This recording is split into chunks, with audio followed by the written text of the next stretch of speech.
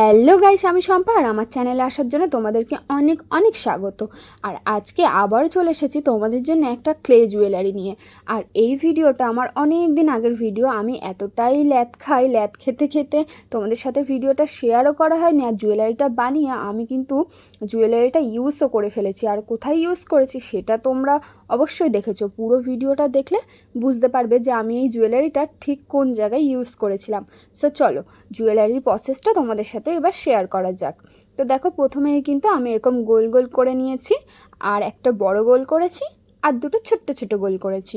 বড় গোলটা করেছি নেক পিসের জন্য, আর ছোট ছোট গোলগুলো করেছি কানের দুলের জন্যে।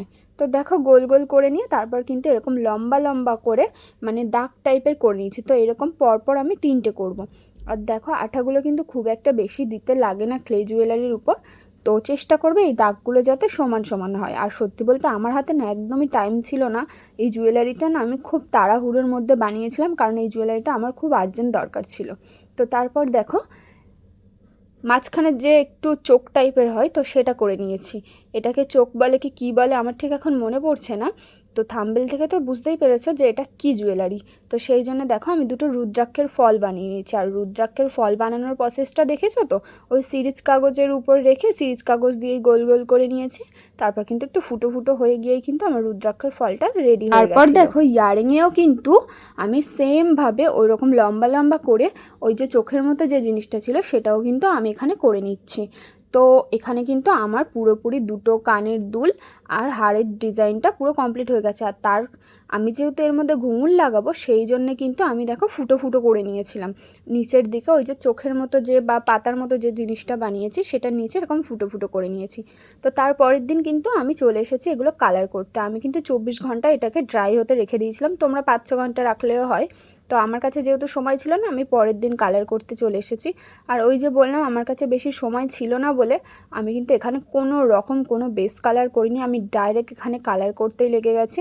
তো দেখো, প্রথমে কিন্তু আমি পুরো ইয়ারিংটাতে ওই দাগগুলো বাদ দিয়ে আর ওই পাতা টাইপের জিনিসটা বাদ দিয়ে কিন্তু পুরো করে নিয়েছি কালো। কালো করার পরে কিন্তু দেখো আমি এখানে করে নিচ্ছি সাদা কালারটা। সাদা কালারটা আমি শুধুমাত্র যে এই লাইনগুলো রয়েছে এই লাইনগুলোতেই করবো। আর দেখো, আমি এত তাড়াহুড়ো করছিলাম যে কালো কালারটা শুকানোর আগেই কিন্তু আমি সাদা দিয়ে করছিলাম, সেই জন্য একটু এদিক ওদিক লেগে যাচ্ছিলো আর কি। যেহেতু আমার কাছে টাইম ছিল না, আজকেই আমাকে এই জুয়েলারিটা পুরোপুরি কমপ্লিট করতেই হতো, কারণ আমার এই জুয়েলারিটা পরের দিন সকালেই লাগবে। আর এই প্রথম আমি নিজের জন্য এত তাড়াহুড়ো করে জুয়েলারি বানিয়েছি। এর আগে তো অর্ডারের জিনিস বানিয়েছি বা অন্য কারোর জন্য জুয়েলারি বানিয়েছি, বাট এইটা ফার্স্ট টাইম আমার জন্য আমি এত তাড়াহুড়ো করে একটা জুয়েলারি বানিয়েছি, আর যেটা আমি পরেও ছিলাম। তো চলো, তারপর দেখো সাদা কালারটা হয়ে যাওয়ার পরে কিন্তু লাল কালারটা করে নিচ্ছি। এবার বুঝতেই পারছো যে এই জুয়েলারিটা আমি কোথায় পরেছিলাম। যারা যারা প্রপার আমার ভিডিও দেখো তারা তো অবশ্যই জানো এই জুয়েলারিটা ঠিক আমি কোন জায়গায় পরেছিলাম। তো তারপর দেখো এখানে নিয়ে নিয়েছি মেরুন কালার। যেহেতু আমার হাড়ের পুরো ডিজাইনটার কালার হয়ে গেছে, তারপর কিন্তু আমি মেরুন কালারটা নিয়ে ওই যেগুলো রুদ্রাক্ষের ফল টাইপের বানিয়েছিলাম তার জন্য কিন্তু আমি ওটাও কালার করে নিয়েছি। তারপরে কিছুক্ষণ ওয়েট করার পর যখনই শুকিয়ে গেছে দেখো কত সুন্দর দেখতে লাগছে। তারপর কিন্তু আমি নিচের দিকে এরকম দুটো দুটো করে ঘুমুর লাগিয়ে দিয়েছি। আর দুলগুলো করব ঝোলানো দুল, তার জন্য কিন্তু আমি অবশ্যই হ্যাঙ্গিং রিং ঝোলাবো। তার আগে সব কিছুতে দেখো দুটো দুটো করে 6টা ঘুমুর আমার এখানে টোটাল লেগেছিল। তারপর দেখো ইয়ারিংও কমপ্লিট হয়ে গেছে। এবার করব টার্সেল। টার্সেলটাও আমি আগে থেকে রেডি করে রেখেছিলাম। তারপর না প্রথমে আমি এই রুদ্রাক্ষের ফলগুলো দিয়ে দেখছিলাম যে ভালো লাগবে কি লাগবে না। তারপর দেখো আমি কিন্তু এখানে প্রথমে আঠা দিয়ে নিয়েছি। আঠা দেওয়ার পরে কিন্তু ক্লে দিয়ে ভালোভাবে এখানে ফিক্সড করে দেব, যাতে কোনোভাবে না খুলে আসে। আর খুব একটা বেশি ক্লের প্রয়োজন হয় না পিছনের দিকটাতে, দেখতেই পাচ্ছ আমি কিন্তু ভীষণই পাতলা করে একটা লেয়ার দিয়েছি। আর যাতে উঁচু নিচু না হয়ে থাকে সেই জন্য কিন্তু পিছনে আমি একটু পাউডার দিয়ে পুরো সমান করে দিয়েছি। দেওয়ার পরে কিন্তু আমি ভার্নিশও করে নিয়েছি, কারণ আমার কাছে সময় নেই যে পরের দিন আমি ভার্নিশ করতে বসবো, কারণ পরের দিন সকালেই আমার এই জিনিসটা লাগবে। তারপর দেখো এখানে আমার জুয়েলারি কিন্তু পুরোপুরি রেডি হয়ে গেছে। আর তোমাদের কেমন লাগছে অবশ্যই কিন্তু জানিও আমাকে কমেন্ট সেকশানে।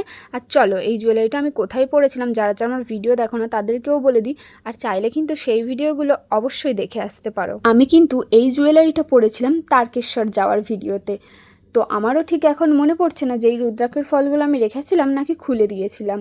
তো যাই হোক, তারকেশ্বর যাওয়ার ভিডিওটা যারা যারা দেখোনি তারা কিন্তু অবশ্যই গিয়ে ভিডিওটা দেখে আসতে পারো। আর এই জুয়েলারিটা পরে কিন্তু আমি গঙ্গাতেও স্নান করেছি, তাও কিন্তু কোনো রং এদিক থেকে ওদিক হয়নি। তো তোমাদের কারোর যদি জুয়েলারি লাগে অবশ্যই অর্ডার করতে পারো।